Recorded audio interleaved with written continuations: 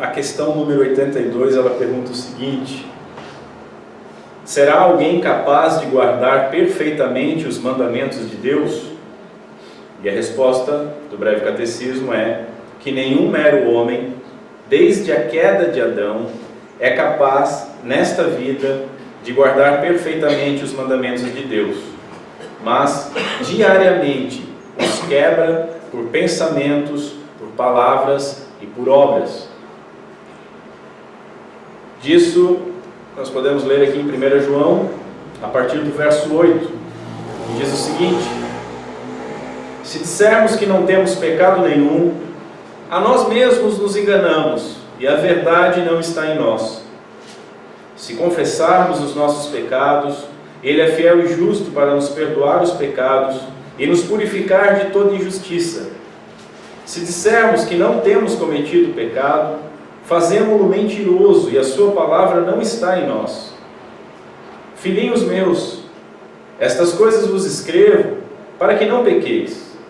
Se todavia alguém pecar, temos advogado junto ao Pai, Jesus Cristo o justo, e Ele é a propiciação pelos nossos pecados, e não somente pelos nossos próprios, mas ainda pelos do mundo inteiro.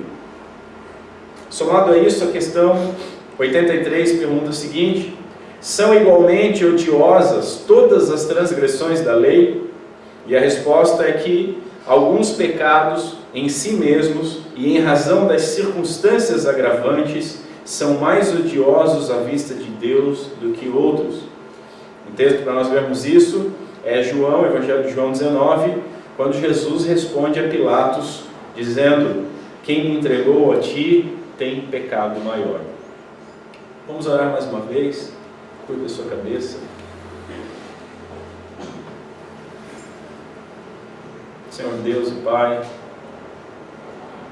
nos ajuda mais uma vez. Teu Santo Espírito, Senhor, nos auxilie nesta manhã. Ele nos dê entendimento da Tua palavra, do Teu Evangelho, da Tua lei, da graça que nos cobre da maldição da lei, da responsabilidade que nós temos perante Ti, meu Deus, e do amor, da misericórdia, a qual Tu nos cobristes, nos cobrindo com a justiça, com o sangue do Cordeiro Santo. Que Teu Santo Espírito possa gravar essas palavras em nossos corações e nos auxiliar a viver uma vida digna do Teu Evangelho, uma vida digna daqueles que foram chamados das trevas para a luz, uma vida digna de filhos de Deus adotados em Cristo Jesus. Senhor, pedimos que Tu glorifique o nome do Teu Filho em nosso meio. Peço em especial misericórdia por mim, quem sou eu para pregar a Tua palavra, o Teu Evangelho. Me ajuda em minha debilidade, Senhor. É o que nós Te pedimos em nome de Cristo Jesus. Amém. Senhores, ao final da exposição dos 10 mandamentos, do 10º mandamento em si, eu falei um pouquinho a respeito da beleza da lei. E eu talvez não tenha nem falado o suficiente. E talvez também tenha causado espanto em algumas pessoas de eu glorificar a lei de tal maneira. Eu afirmei que não havia nada mais belo, santo e glorioso na palavra de Deus, a parte de algo a mais, que constitui praticamente todo o resto das Escrituras. Mas é algo realmente glorioso. Nós muitas vezes desprezamos a lei de Deus, o que ela representa, desprezamos o próprio Deus que nos deu a sua lei, que falou as palavras da lei, desprezamos as circunstâncias pelas quais ela foi dada. Por isso que eu pedi para os irmãos abrirem Êxodo, lá no capítulo 19, eu quero ler um trecho aqui para os irmãos, a partir do verso 16,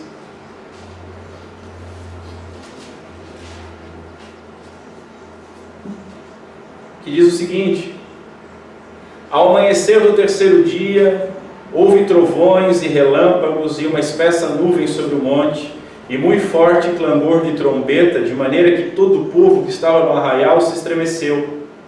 E Moisés levou o povo para fora do arraial, ao encontro de Deus, e puseram-se ao pé do monte. Veja isso. Todo o monte Sinai fumegava, porque o Senhor descera sobre ele em fogo, e a sua fumaça subiu como fumaça de uma fornalha, e todo o monte tremia grandemente. E o clamor da trombeta ia aumentando cada vez mais. Moisés falava e Deus lhe respondia no trovão. Descendo o Senhor para o cimo do monte Sinai, chamou o Senhor a Moisés para o cimo do monte. Moisés subiu. E o Senhor disse a Moisés: desce, adverte ao povo, que não traspasse o limite até o Senhor para vê-lo, a fim de que muitos deles não pereçam. Também os sacerdotes que se chegam ao Senhor se hão de consagrar para que o Senhor não os fira. Então disse Moisés ao Senhor: o povo não poderá subir ao monte Sinai, porque tu nos advertiste, dizendo: marca limites ao redor do monte e consagra-o. Replicou-lhe o Senhor: vai, desce, depois subirás tu e Arão contigo. Os sacerdotes, porém, e o povo não transpassem o limite para subir ao Senhor, para que não os fira. Desceu, pois, Moisés ao povo e lhe disse tudo isso. Então falou Deus todas estas palavras: eu sou o Senhor teu Deus, que te tirei da terra do Egito, da casa da servidão. Não terás outros deuses diante de mim. Não farás para ti imagem de escultura, nem semelhança alguma do que há em cima dos céus, nem embaixo da terra, nem nas águas debaixo da terra. Não as adorarás, nem lhes darás culto, porque eu sou o Senhor teu Deus, Deus zeloso, que visita a iniquidade dos pais nos filhos, até a terceira e quarta geração daqueles que me aborrecem.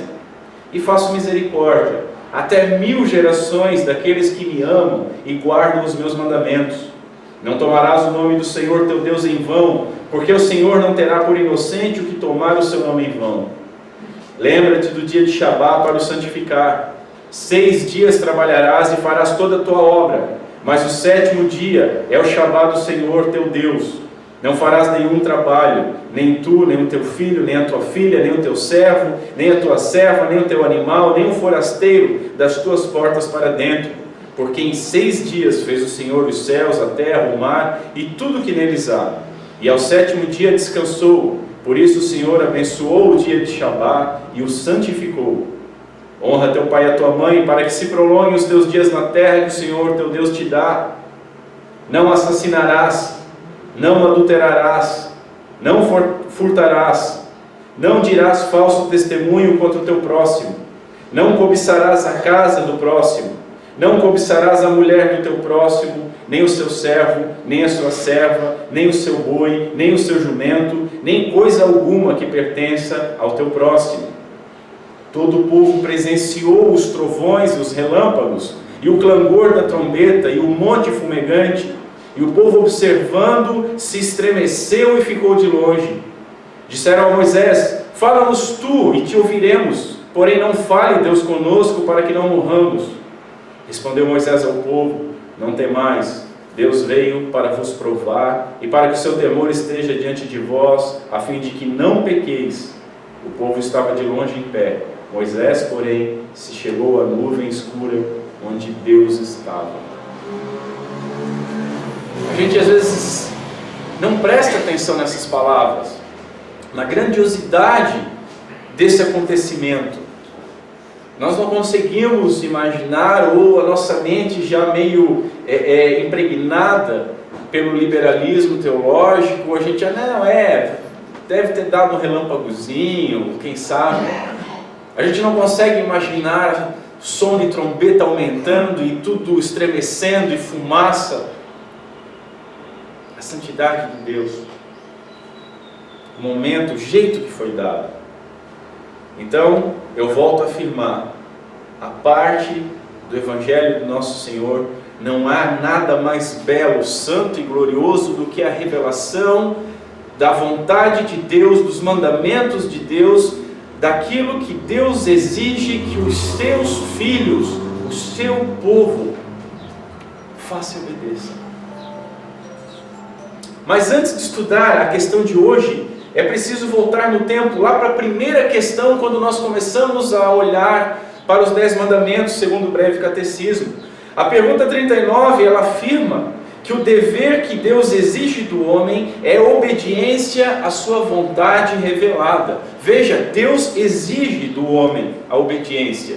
Os mandamentos não são dicas, não são assim alguns toques que Deus dá para ficar tudo legal, mas são coisas que Ele exige, e nós estudamos no prefácio dos mandamentos o porquê que Ele exige, porquê que Ele tem direito de exigir. Seguindo a pergunta 40, ela afirma que a regra que Deus revelou primeiramente ao homem para a sua obediência foi a sua lei moral. E foi a lei moral que a pergunta 41 nos ensina estar resumidamente compreendida nos 10 mandamentos. Nós temos que ver que esses 10 mandamentos, o decálogo, é um resumo da lei. E é a expressão da lei moral de Deus. Ou seja, Deus exige então obediência aos 10 mandamentos.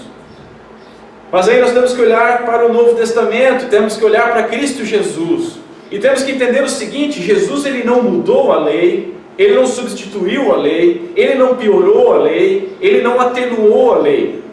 Ele interpretou a lei, o que é bem diferente. É isso que ele fez no Sermão do Monte. E os 10 mandamentos, Jesus ele resumiu em 2. Ele resume cada tábua da lei em um mandamento. E depois nós vemos o apóstolo do amor, o apóstolo João, resumindo esses 2 mandamentos em um só. Lá em João capítulo 4, 1 João capítulo 4, ele diz o seguinte: ora, temos da parte dele este mandamento, que aquele que ama a Deus ame também o seu irmão. É um mandamento só, porque está interligado, como nós vimos em todas essas exposições. Você não tem como amar o próximo sem amar a Deus, e você não ama a Deus se você não ama o seu próximo. Portanto, nós vemos Paulo, ele descrevendo o fim da lei, a finalidade da lei, e ele diz que o fim da lei é o amor. E nós também expomos isso. Veja, não é que amando nós cumprimos a lei. Isso é papo de liberal, isso é papo de hipster crente, não é papo de cristão verdadeiro. Não é nós amando nós cumprimos a lei, mas ao cumprir a lei de Deus nós amamos, porque o fim dela, a finalidade dela é o amor. Então quando você obedece aos mandamentos, você ama a Deus. Quando você obedece os mandamentos, você ama o próximo. E você não pode separar nada disso. E aí eu lembro de Calvino, quando ele diz o seguinte: há algo mais difícil que amar a Deus sobre todas as coisas, com toda a nossa força, com todo o nosso coração e com todo o nosso entendimento? A partir do momento que nós conseguimos fazer isso, todos os outros mandamentos ficam simples. Eu acho muito estranho quando alguém diz: não, mas Jesus ele simplificou a lei e ficou mais fácil. Ele só dá esses 2 mandamentos. Mas nós temos que saber que é impossível de nós amarmos a Deus deste modo. Essa é a grande realidade, a triste realidade. Meus irmãos, nós constantemente quebramos o mandamento, como resumido por João. E quando nós quebramos um mandamento, um dos do resumo de Cristo, um dos de alguma das tábuas, nós quebramos todos os mandamentos. É isso que nos ensina Tiago. Tiago diz o seguinte: pois qualquer que guarda toda a lei, ninguém guarda toda a lei, mas vamos caminhar com Tiago, qualquer um que guarde toda a lei, mas tropeça num só ponto, se torna culpado de todos. Portanto, aquele que disse não adulterarás, também ordenou não matarás. Ora, se não adulteras, mas matas, e nós podemos colocar acréscimos aqui: se não adulteras, mas roubas, se não adulteras, mas mentes, se não adulteras, mas cobiças, se não adulteras, mas não guarda o dia do Shabat, vens a se tornar transgressor da lei, de toda a lei. E o transgressor da lei merece o quê? A punição da lei. E a punição da lei era ser maldito debaixo da lei. Portanto, entendemos primeiramente que o pecado ele é universal, ele alcançou todos os homens, ele atingiu toda a raça humana. Todos pecaram em Adão, Adão é o nosso representante. Todos caíram em Adão. E pior, todos morreram em Adão. É o que Paulo ensina. Você, eu e todos, nós pecamos porque somos pecadores, e não o inverso. Nós não nos tornamos, mas nós somos, é a nossa natureza. O pastor Hélio Clemente diz que mesmo os cristãos mais sinceros, eles carregam o peso dos pecados durante toda a sua vida. Veja, eu não estou falando daquele peso, daquela mochila que o cristão carregava no conto do Peregrino, do John Bunyan.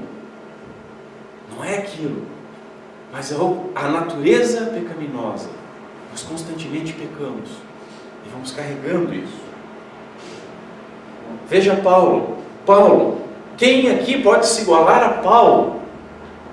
Acho que na nossa nação só o Lula pode dizer que nem Paulo é tão santo quanto ele. Mas para as pessoas que não são dementes, né? As pessoas que passaram no teste do pezinho, essas pessoas, entre elas ninguém pode dizer que é maior que Paulo. E Paulo diz o seguinte: não que eu já tenha obtido a perfeição, nem Paulo obteve. Mas olha o que ele continua dizendo: mas prossigo para conquistar aquilo para o que também fui conquistado por Cristo Jesus. Ele diz isso lá em Filipenses. Mas o que ele foi conquistado? Para que ele foi conquistado?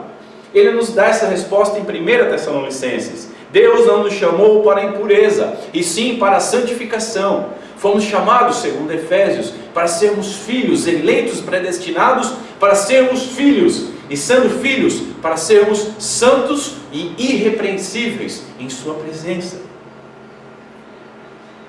Paulo não era perfeito, assim como eu e você não somos perfeitos, mas ele lutava para ser perfeito, ainda que impossível. E essa deve ser a nossa luta, lutar para ser perfeito, sabendo que é um objetivo inalcançável enquanto nós estivermos nessa terra, enquanto nós carregarmos a nossa natureza corrupta junto com, mesmo que regenerada, enquanto nós não formos revestidos de incorruptibilidade.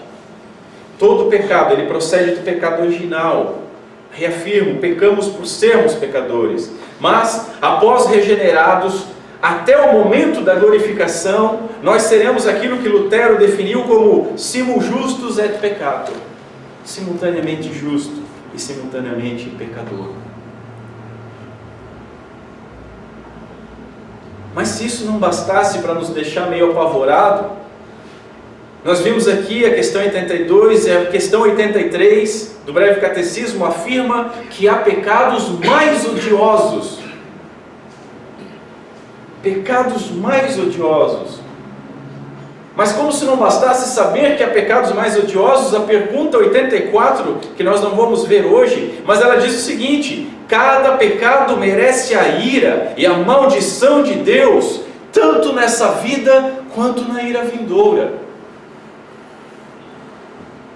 Pecado se tornou piada, inclusive dentro da igreja. Líderes malditos têm ensinado mal ovelhas emburrecidas pela falta de leitura das Escrituras, e elas têm rido sobre questões como glorificação, questões como inferno, questões como pecado. É piada hoje, mas para Deus não é piada. Você consegue perceber o problema que nós estamos? Deus ele não mudou o seu padrão. Deus ele não foi ficando mais idoso e mais bonzinho como os avós, né? Seu pai e sua mãe eram rígidos com você, você cresce e tem filhos, aí você olha para os seus pais com os seus filhos, viraram um balde de mel, é pura doçura. Deus não aconteceu isso, ele não muda. Ele não muda o seu padrão. Ele não muda de ideia. Ele continua sendo justo e continua exigindo santidade pela obediência, através da obediência e da obediência perfeita. E aí, voltando para a pergunta 82, então, que afirma pela Bíblia que nenhum homem guarda de maneira perfeita os mandamentos. Isso é terrível. E como falta isso nos púlpitos? Misericórdia. Ninguém guarda de maneira perfeita. Quebramos diariamente os mandamentos de Deus. Quebramos por pensamentos. Quebramos por palavras. Quebramos por ações. E nós somos mentirosos se dissermos que não pecamos, como nos ensinou João. Fazemos Deus mentiroso. Ele mesmo diz, após ele devastar a terra com o dilúvio, o que Deus diz? Lá em Gênesis 8, porque é mau o desígnio íntimo do homem desde a sua mocidade.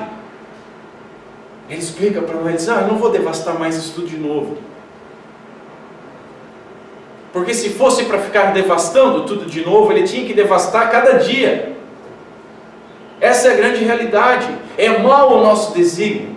Aí você vê algumas pessoas tentando ser mais amorosas que Deus, dizendo, não, eu não posso crer num Deus que permite um terremoto no México, uma enchente na Índia, um furacão nos Estados Unidos, ou a matança desenfreada de um povo como o brasileiro desarmado, vítima de bandidos. Eu não posso crer num Deus que permite alguma coisa dessa.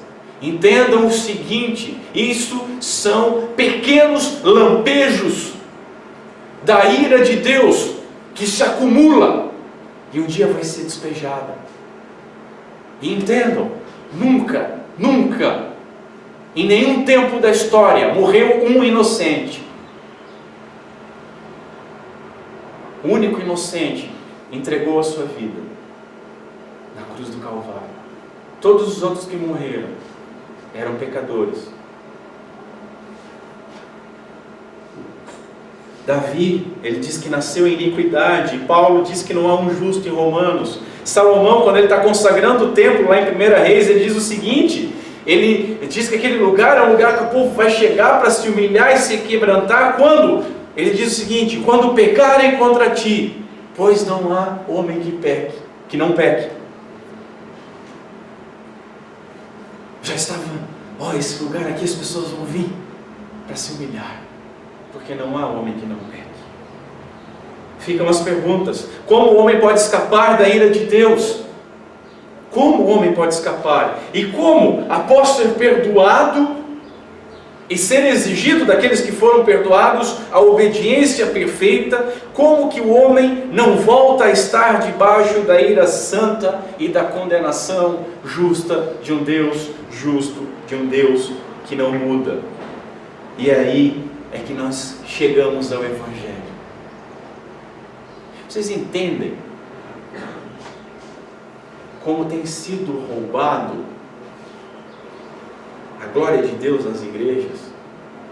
Todo mundo quer falar de Evangelho. Todo mundo quer falar de Evangelho. Todo mundo quer falar da Boa Nova. Mas a Boa Nova ela não significa absolutamente nada se for divorciada da Má Nova, da condenação. Cristo só torna-se verdadeiramente agradável ao homem quando ele vê o inferno aberto diante dele. Não, mas eu não preciso disso, eu amo tanto ao Senhor. Que tipo de amor você tem? O amor que importa a Cristo é aquele amor que uma pessoa no meio de um oceano teria a um pequeno pedaço de madeira. Se soltar, morreu. E hoje as pessoas dizem que amam muito a Deus, mas soltam Cristo por qualquer coisa. Que amor é esse? É um amor que não foi trabalhado pela lei de Deus.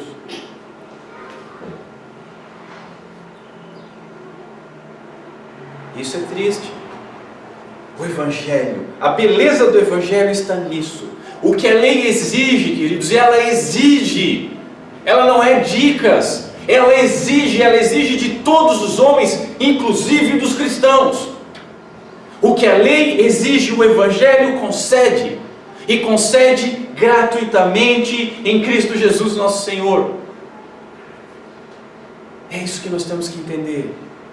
O Evangelho não é aquilo que o homem faz. O Evangelho não é aquilo que nós fazemos. Não é aquilo que a sua igreja faz. Não é aquilo que o seu pastor subidor de monte faz. Não é aquilo que aqueles idiotas que se dizem apóstolos hoje fazem. Não é aquilo que você acha que pode fazer comprando alguma coisa, trocando alguma coisa. O Evangelho é aquilo que Deus fez em Cristo Jesus, em nosso favor, em favor de pessoas que mereciam a condenação, sem mérito algum. Sem mérito algum. Por demonstrar a beleza da santidade de Deus e exigir a nossa santidade.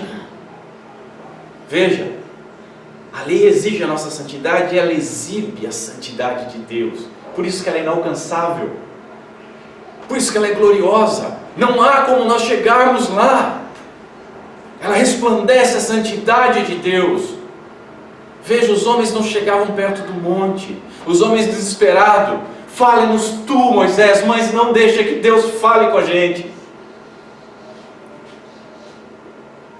Homens como Isaías: eu vi a glória de Deus, eu vou morrer. Homens como Pedro: afasta-te de mim, porque eu sou pecador. E hoje a gente vive no quero te ver, quero te tocar, quero te abraçar, né? Eu sempre chamo do louvor vando, né? Meu Deus! Quem pode se comparar a Moisés que pediu para ver a glória de Deus? Disse: não, eu vou passar, vou te cobrir, mas você não vai ver. Mas um pouquinho de tempo depois, tipo mais de 1000 anos, quando já em estado de glorificação, Moisés viu a glória de Deus em Cristo Jesus transfigurado no monte. Os apóstolos viram um clarão, ouviram vozes e ficaram meio doidos. Vamos fazer barraca, vamos ficar por aqui. E hoje a igreja, que não entende lei, se não entende lei, não entende evangelho, quero te tocar, quero te abraçar. Eu te amo. Entendam, por demonstrar a beleza da santidade de Deus e exigir a nossa, é por isso a lei nos mata. Ela nos faz culpados, ela nos mata. Ela faz com que nós entendamos a nossa condição pecaminosa diante de Deus e o merecimento do inferno e o merecimento do justo castigo de Deus. Por isso ela nos mata, por isso ela nos condena, por isso ela é má nova, apesar de ser sublime, gloriosa, por resplandecer a santidade de Deus. Mas, meus irmãos, a lei ela é mais bela quando ela é cumprida.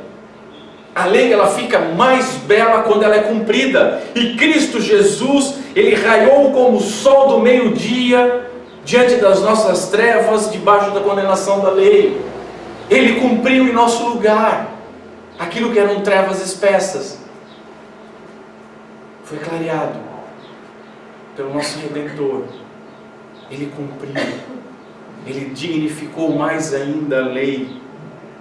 Cristo, Ele cumpriu a lei. E não só cumpriu a lei obedecendo, mas cumpriu a lei pagando o preço por aqueles que quebram a lei, que era a condenação. Ele foi condenado, ele foi reportado como maldito. Deus virou a sua face, não podia contemplá-lo. Quando o nosso pecado estava sendo imputado em Cristo Jesus, Ele sua gotas de sangue, Ele se desespera. Quando os nossos pecados estão no lombo do Cordeiro Santo, naquela cruz que ora é maldita e ora é bendita, nem o sol quis ver aquilo.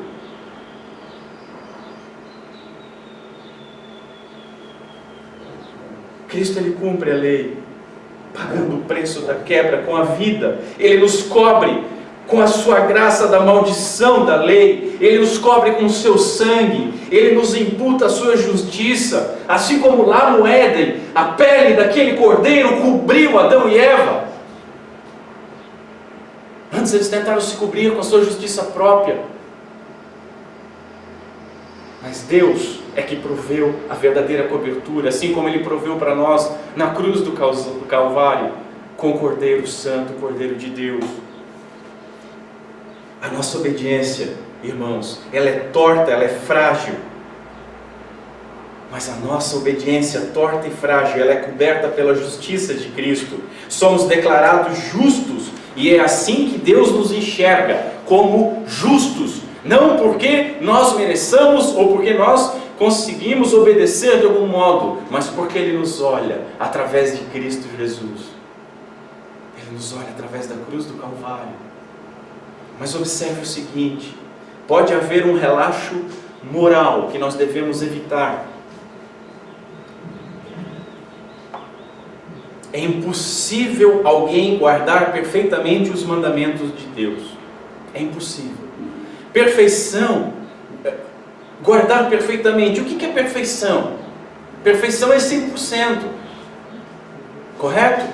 99,999 não é perfeição.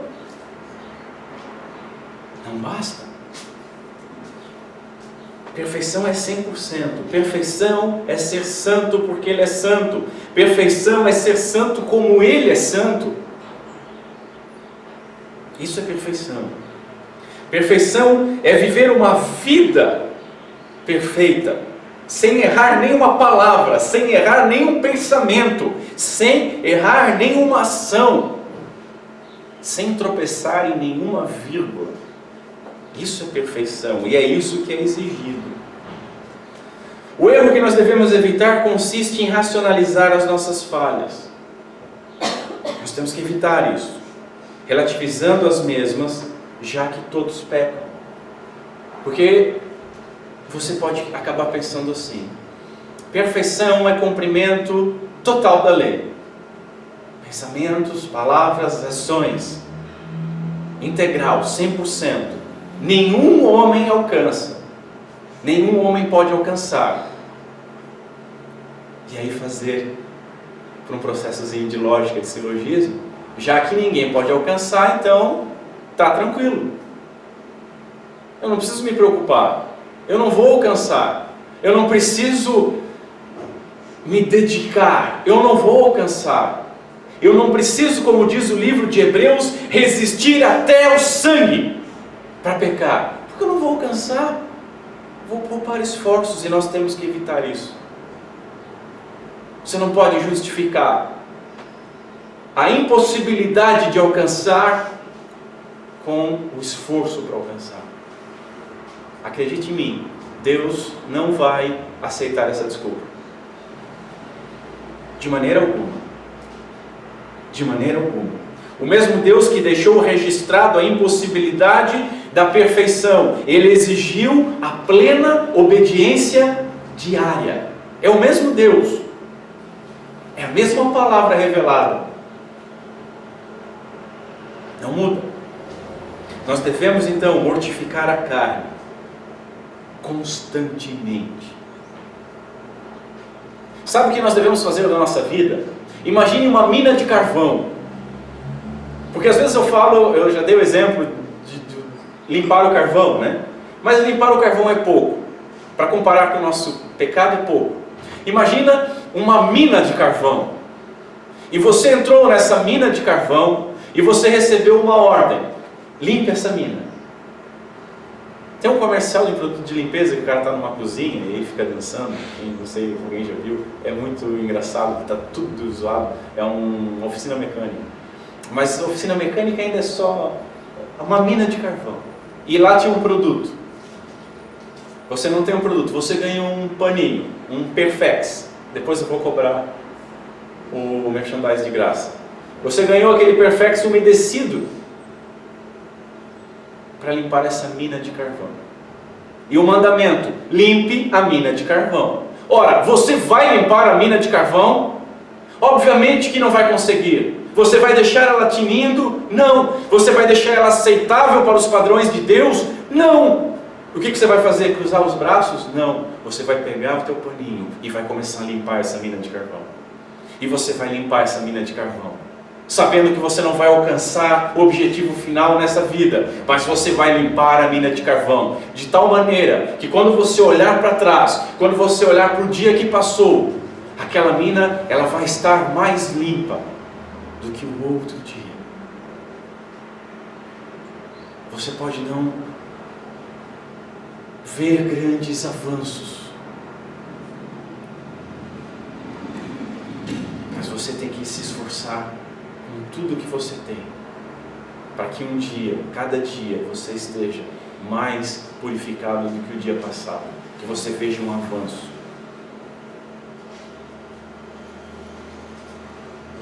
Meus irmãos, o teólogo Van Horn diz o seguinte: sabemos que não somos capazes de alcançar a perfeição, mas às vezes limitamos a nossa altura por falta de esforço.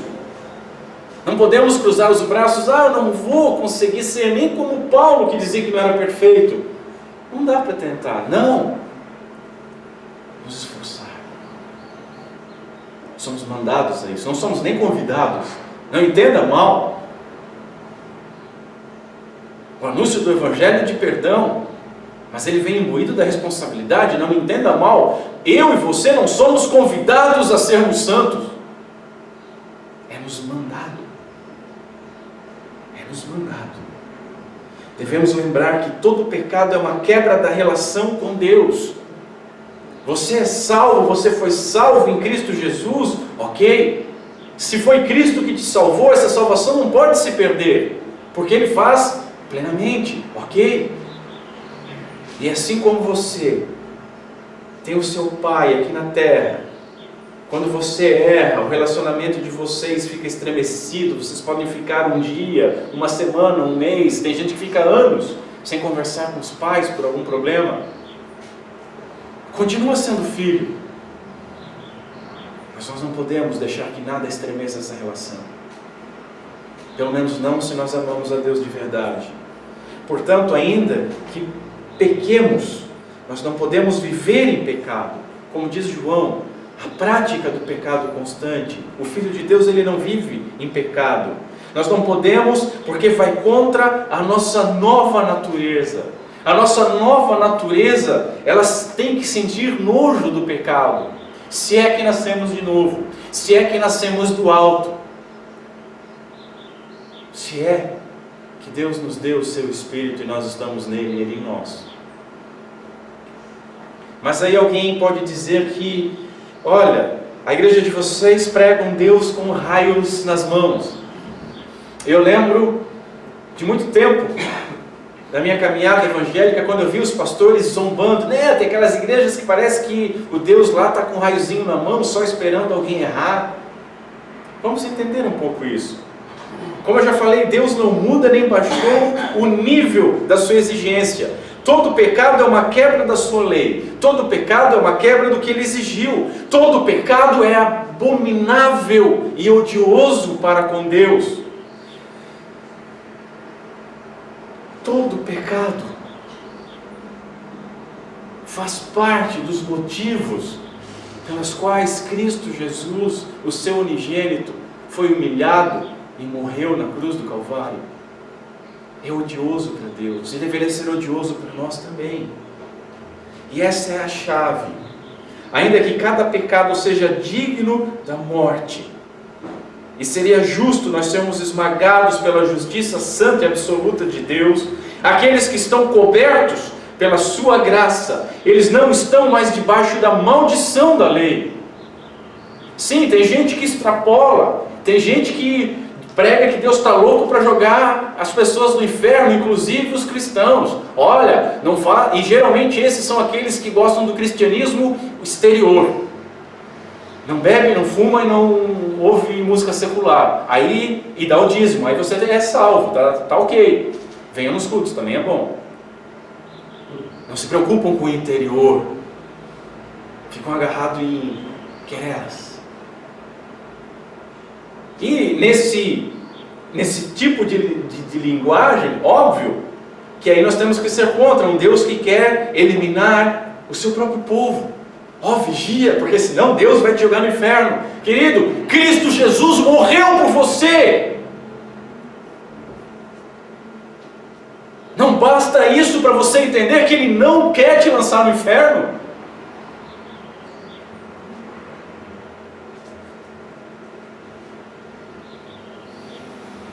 Nós não estamos mais debaixo da maldição.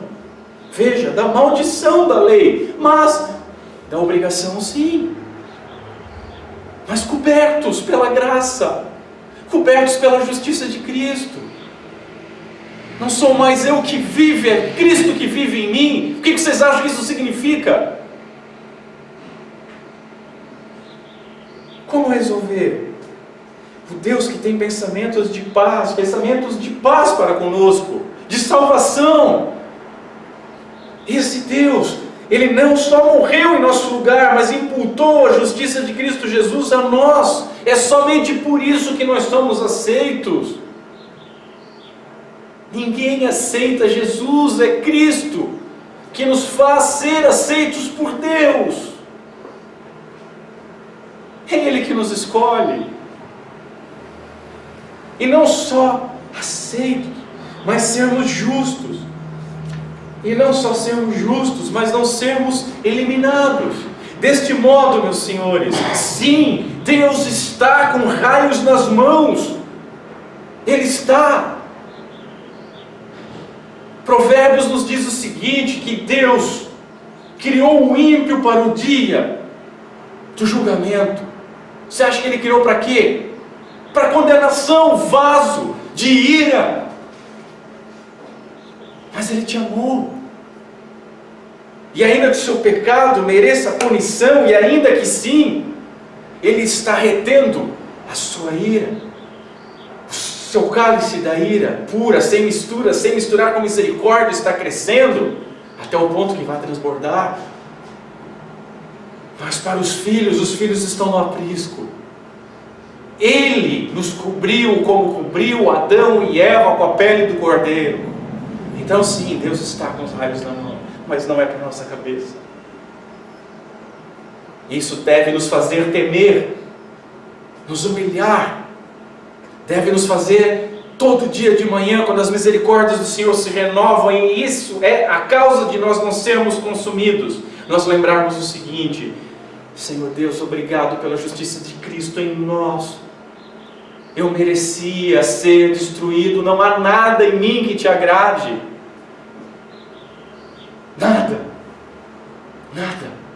Mas Tu te agradou de mim a tal ponto de enviar o Teu Filho para morrer por pecadores. E se Paulo dizia que ele era o principal, o que eu vou dizer de mim? Ele está com os raios nas mãos, mas não nos esmaga, porque Cristo morreu em nosso lugar. Ele é o nosso advogado, Ele é a propiciação pelos nossos pecados. Ele propiciou, satisfez a ira do nosso Deus, estando debaixo do aprisco de quem? Do bom pastor. Estando debaixo desse aprisco, quando pecamos, Deus nos olha com amor e compaixão, através da cruz do nosso Senhor. Você ainda não compreendeu, e eu não vou cansar de falar. Deus exige perfeita obediência. Nenhum homem pode dizer que conquistou a salvação, que merece a salvação, que contribuiu com a salvação, nem mesmo que aceitou, porque somos trazidos. A fé nos é dada, é dom de Deus, para que ninguém se vanglorie diante dele. A Bíblia, como ensina o breve catecismo, afirma que ninguém obedece perfeitamente, e Deus exige obediência perfeita. Como ser salvo? Como permanecer salvo? Somente através de Cristo Jesus. João, na sua epístola, se confessarmos os nossos pecados, Ele é fiel e justo para nos perdoar os pecados. Constantemente humilhados pela lei, por isso que a lei é útil sim, primeiro na evangelização, senão não há evangelização verdadeira, e depois na nossa caminhada cristã, para nos lembrarmos constantemente quão indignos nós somos, quão grandioso, glorioso, misericordioso, amoroso é o nosso Deus de nos amar a tal ponto de nos perdoar sem mérito algum. Perdoar os nossos pecados e nos purificar de toda injustiça. Por isso, meus irmãos, é que eu digo, a lei é bela, a lei é linda, a lei é santa, como diz Paulo, a lei é espiritual, a lei, ela é uma estrada maravilhosa, é uma estrada linda, é uma estrada pavimentada pela justiça e pela santidade do nosso Deus.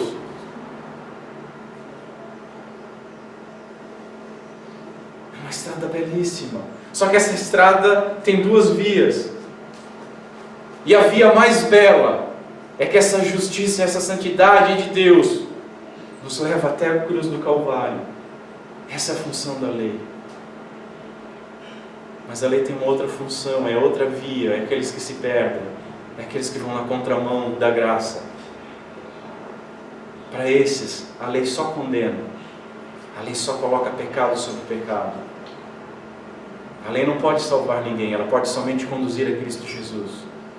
Mas aqueles que não estão debaixo do aprisco, debaixo da graça, esses estão debaixo da condenação e da maldição de Deus. Que situação horrível! Que situação horrível, meu Senhor! E as pessoas fazem piada com o inferno. Que situação horrível! Que caminho que você tomou nessa estrada pavimentada pela justiça e pela santidade? Qual o caminho que você tomou? Vou dar uma dica para você. Teve quem disse o seguinte: eu sou o caminho. Se agarra nesse caminho, assim como um náufrago se agarra em alguma coisa para não ser submerso no mar. Se agarra em Cristo para você não ser submerso debaixo do oceano dos seus pecados. Preciso ainda falar uma coisa. E falar uma coisa para você me odiar um pouquinho mais, mas essa é a função de você ser um pregador do Evangelho, é causar o ódio das pessoas. Enfim, há uma mentira que eu tenho que derrubar aqui, mais uma mentira que é um pecadão, que é aquela mentira que diz não haver pecadinho e pecadão. Nós temos que entender isso. Há sim pecadinho, há sim pecadão. Assim como tem uma mentira, isso talvez tenha nascido da mentira perpetuada pelo catolicismo romano a respeito dos pecados capitais e dos pecados veniais, que é o pecadinho, o pecadão deles. O pecado capital, ele é mortal, ele mata a vida de Deus na alma do homem. E eu vou começar com esse, né? Gula, mentira, morte, assassinato. Esses são os pecados capitais. E aí tem os pecados veniais. Os pecados veniais, eles são perdoáveis, eles não são para a morte, eles são um pecadinho, eles enfraquecem a sua alma.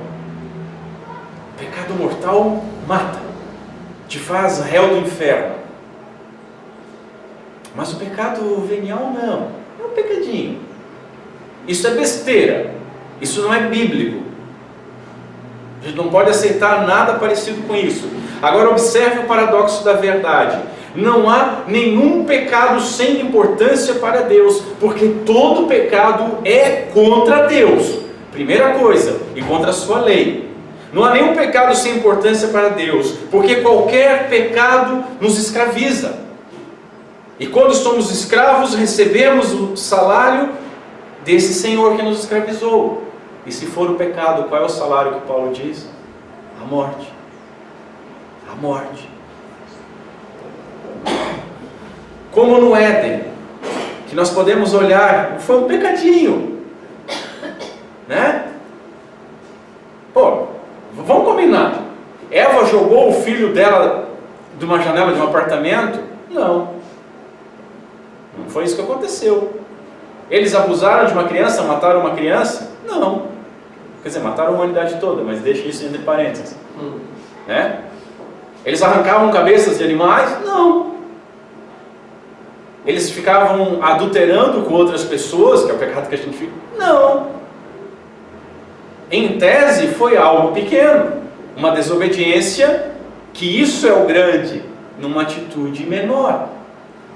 Foi um pecadinho que envolveu, como nós vimos, todos os pecados.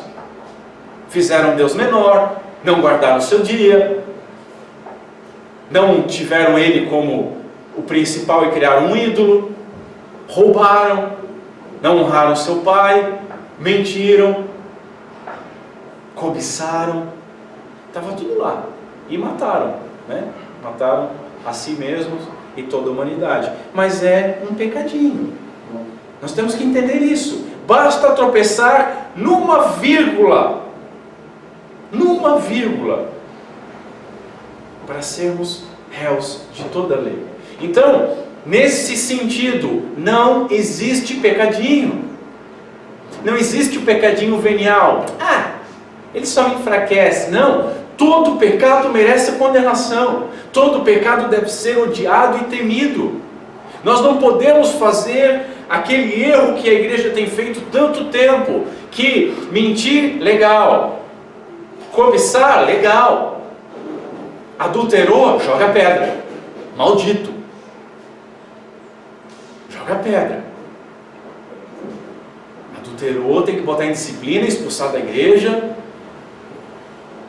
Nós não podemos cair nisso. Mas temos que entender que todo pecado é grave. Não existe pecadinho. Todo pecado merece a condenação. Desse modo não há pecadinho nem pecadão. Porém, o que nós temos que entender é o seguinte: há sim pecados mais odiosos, há sim pecados mais abomináveis, com castigos e consequências maiores. Até na literatura, Dante Alighieri, ele escreve a respeito do inferno. Ele escreve sobre círculos do inferno, onde pessoas são condenadas de maneiras diferentes. Você está citando literatura para provar? Não, eu estou dando um exemplo para você imaginar. Vamos dar um exemplo prático aqui. Adulterar, né? O pecado do adultério. O que Jesus disse? Que se você desejar a mulher do próximo, você já adulterou com ela. Você já é adúltero, correto? Correto. Isso significa que, já que eu cobicei, então eu já vou adulterar de uma vez porque eu já sou. Não. Há uma gradação de pecado aí. O ato do adultério é muito pior do que o ato de cobiçar, que já é um adultério. Entenderam? A mesma coisa com roubar. O ato de adulterar envolve mais pessoas. Vai envolver a outra pessoa cometendo pecado, vai envolver toda uma comunidade, família, vai envolver filhos, vai envolver uma série de coisas. É um pecado maior. Então, há uma diferença entre pecados. Há pecados que são maiores, como Cristo Jesus disse: o maior pecado cometeu quem me entregou a ti, a Pilatos. Veja no roubo. Hoje em dia tem alguns hipócritas dizendo o seguinte: se você furou a fila do pão no mercado, você não pode falar mal de alguém que roubou 10 bilhões de reais. Eu falei algumas vezes aqui que quando você ouve algumas coisas você deve enfiar uma bufetada. Mas assim, entendo assim, eu não estou literalmente dizendo, não vão, né? Eu esqueci já de me corrigir, deixa eu aproveitar a digressão. A Igreja Reformada de Blumenau, lá o presbítero Alberto, ele manda dar bufetada nas pessoas, né? Mas assim, não fique nem perto, não coma com um tipo de pessoa que defende uma ideia idiota dessas.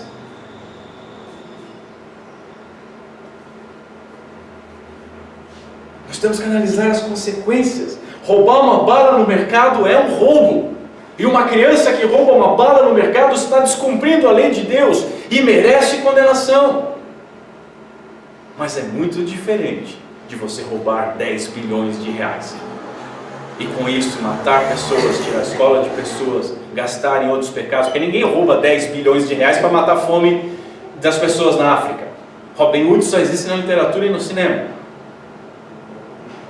Esses caras só matam a fome da família, das prostitutas e dos traficantes. Essa é a realidade. pelas consequências. É óbvio que um pecado é brutalmente maior que o outro.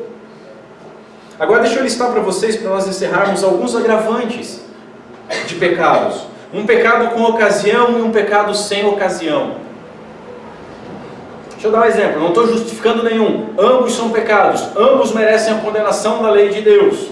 É para nós entendermos que há uma gradação, mas que ambos são pecados. Você trabalha no caixa de uma loja, você mexe com o dinheiro da loja, só você tem o controle da loja. E você está passando por enormes dificuldades financeiras. E se você desviar alguma coisa daquele caixa, dificilmente vai ser sentido.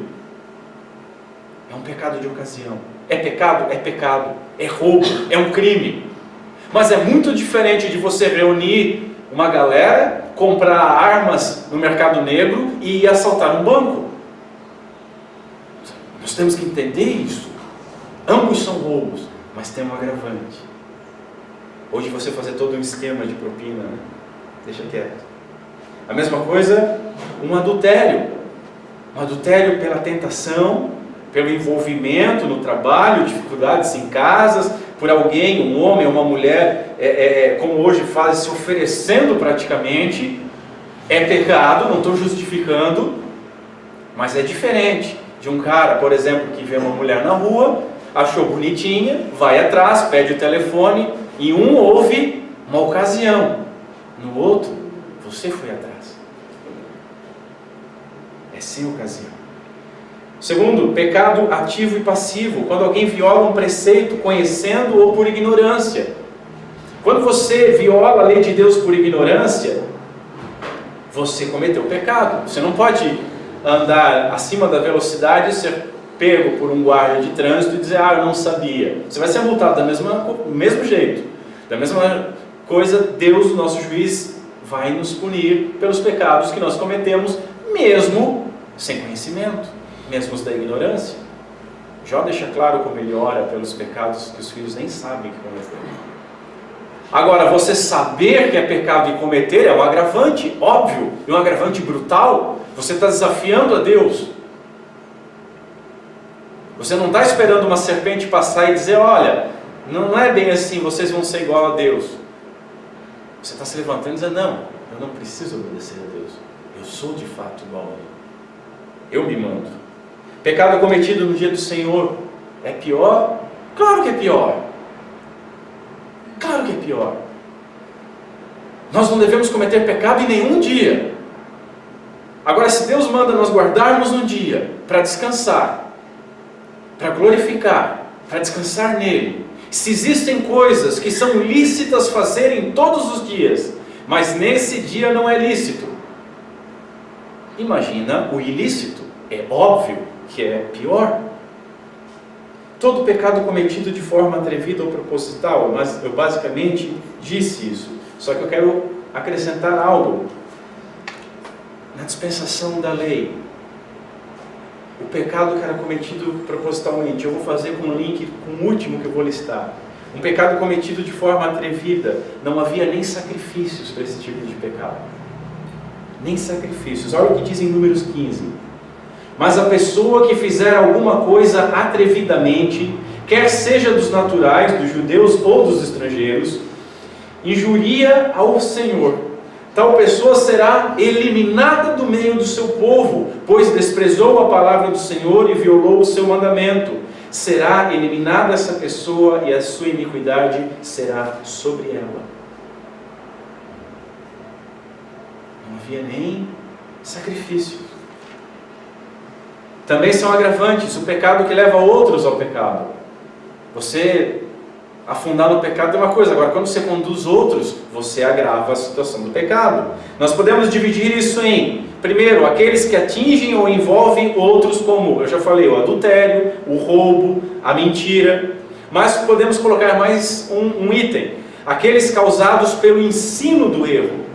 E esse bate bem em pastores, em teólogos, em professores, né? E esses ainda podemos nos dividir. Aqueles que chamam o mal de bem e o bem de mal, como diz Isaías. Quantos homens querem falar em nome de Deus e dizer que tal coisa que é má, nós sabemos que é mal pela palavra de Deus, não, isso é bom, mudou os tempos. eruditos, estão acumulando um pecado maior. Ou aqueles que sabem a verdade e praticam o pecado mesmo assim, e não só praticam, mas aprovam aqueles que praticam. O que Paulo denuncia em Romanos capítulo 1, verso 32. A aprovação. Você pode até não fazer, mas não, acho bacana. Vai lá, é bacana, está tranquilo. Ou ainda, aqueles que fazem um pequenino que quer em Cristo pecar, como Cristo denuncia em Mateus 18. Veja, esse pequenino pode ser uma criança, pode ser alguém simples, pode ser alguém novo na fé, pode ser alguém com pouco conhecimento, é alguém que tem alguma limitação. Você fazê-lo tropeçar é um pecado agravado. Sexto, o pecado para com Deus e a sua palavra, um desdobramento do pecado dos líderes, quando ensina de forma errada a palavra de Deus, mercadejando a palavra de Deus, tentando levar crédito pelas coisas de Deus, ou ser louvado pelas pessoas nesse ensino da palavra de Deus, ou tentando enriquecer com a palavra de Deus. É um pecado maior, pecar com as coisas de Deus. Sétimo, só deixa eu falar. Você ter, isso é sério, gente, por isso que eu não abri uma livraria. Você ter uma livraria e você vender um tipo de literatura que você sabe que é pecaminosa, é um erro.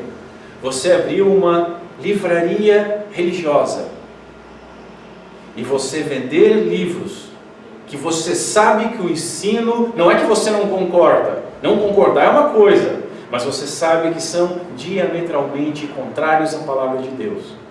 Você está pecando. Você está vendendo o erro. Pecado com as coisas de Deus. Pecado com as coisas de Deus. Ananias e Safira mentiram para o Espírito de Deus. Morreram. Eles não mentiram para Pedro, simplesmente. Pecado imperdoável. O crente verdadeiro não comete esse. Fiquem tranquilos. Ele não é apenas contra o Espírito Santo, mas a ideia do pecado imperdoável é atribuir a salvação a qualquer causa que não seja Deus. Existem muitas pessoas que ficam no limiar desse pecado. Seja atribuir a salvação a santos, a demônios, a mérito pessoal, qualquer coisa assim. Da mesma forma, a negação da condenação e da salvação. Perdoável. E tem por fim o pecado para a morte, que ele tem um link direto com aquele de Números. Números não tinha sacrifício para o tipo de pecado de atrevimento. No Novo Testamento nós também encontramos um pecado que não deve nem ser orado. Cometem aqueles que saem do nosso meio, porque não são dos nossos. Veja, não é sair da comunidade de fé, é sair da igreja de Cristo. Saíram porque não eram dos nossos, porque se fossem tinham ficado. É aqueles que apostatam, aqueles que, como o Pedro diz, voltam ao próprio vômito. João diz que por esses não deve nem ser feita oração. Está lá em 1 João 5,16. Se você imagina que pode ter cometido esse pecado, já deixa eu dar uma colher de chá. Se você imagina que pode ter cometido esse pecado por ter se afastado do Senhor em algum momento, ou estar afastado hoje, você está ouvindo isso, entenda o seguinte: se você deseja a oração, já é um sinal que você está no caminho da salvação, que você não está nesse pecado para a morte. Deixa eu dar algumas aplicações disso que nós vimos. Lembre, primeira aplicação: pecado é amor orgulhoso a si mesmo. Isso é que é o pecado. Isso é o gênero do pecado, é o melhor resumo. Errar o alvo, desobedecer a Deus, tudo está contido nisso. Amor a si mesmo, o amor orgulhoso a si mesmo. Nós devemos imitar a Cristo Jesus. Esse é o maior antídoto contra o pecado. E o que Cristo fez, segundo Paulo? Porque também Cristo não se agradou a si mesmo. Romanos 15:3. Não nos agradar a nós mesmos. Primeira coisa. Segunda aplicação: reconheça que você é pecador. Reconheça que em você mesmo nada é digno. Reconheça que você não é absolutamente nada. Ou seja, dependa exclusivamente da graça de Cristo e da misericórdia do Pai. Dependa deles. A tua força está na fraqueza, em saber que você é dependente. Eu morro de rir quando os ateus dizem: a religião é uma muleta. Eu disse: querido, você está muito errado, não é uma muleta. É uma muleta, um bote salva-vidas, um aparelho de respiração. É tudo. Cristo é o religare. Religar em Deus, aqueles que estão fora de Deus. É muito mais do que uma muleta. Se você acha que xinga com isso, muito pelo contrário, você me elogia. Devemos depender dele, como eu dei o exemplo, como um náufrago agarrado num pedaço de madeira. Não se solte de Cristo. Terceira aplicação: saiba que a perfeição é impossível. Não se desespere com os seus pecados.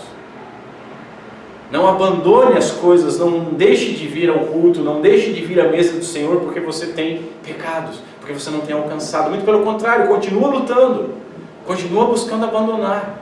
Descansa no mérito de Cristo, não é no teu.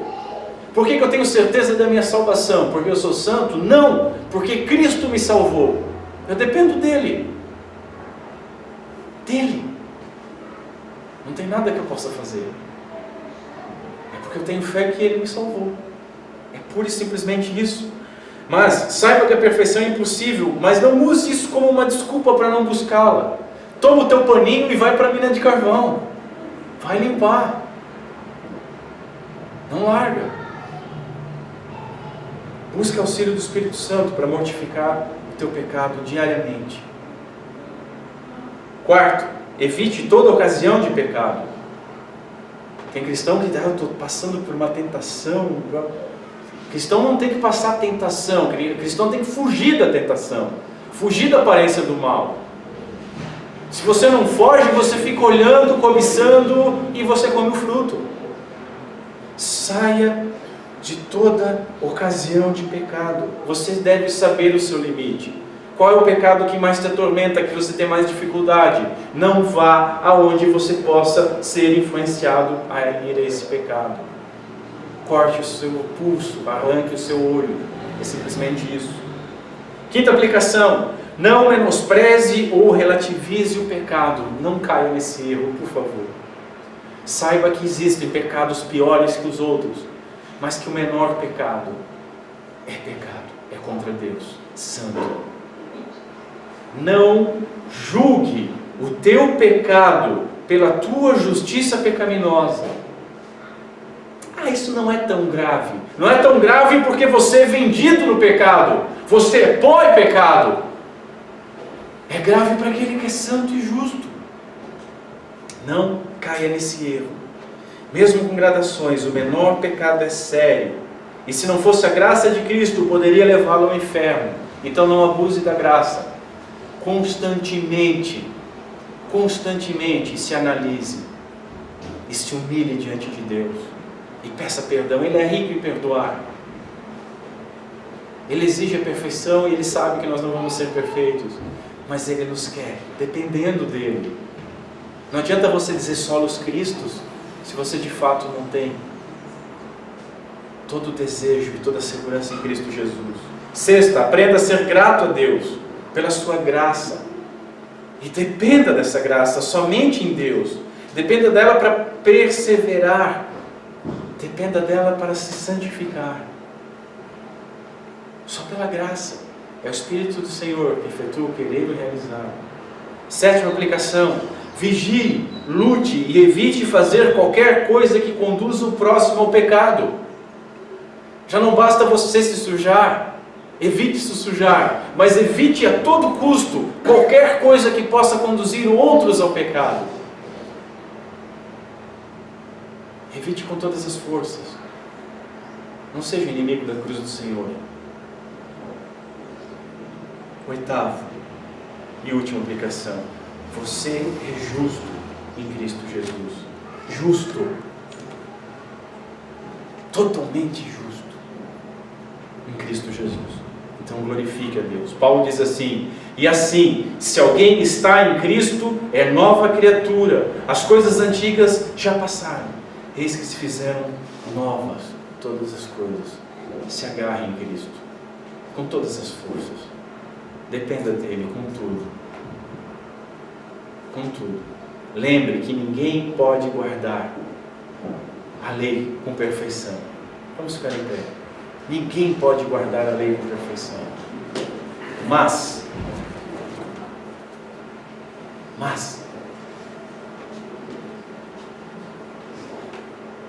use todas as tuas energias, todas as tuas forças, para limpar essa mina de carvão encardida de pecado com um paninho.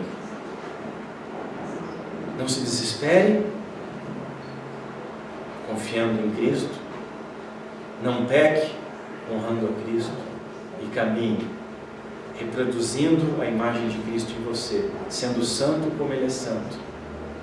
E sabendo que cada passo que você dá, que você não alcança esse nível de santidade, esse passo deve ser dado debaixo do aprisco da graça, fora da maldição da lei. Curva a sua cabeça. Senhor Deus, nosso Pai, há muito o que falar, mas não há expressões para isso. Então eu só vou dizer o seguinte: obrigado. Obrigado, inclusive, Senhor, paradoxalmente, não conseguir te obedecer plenamente,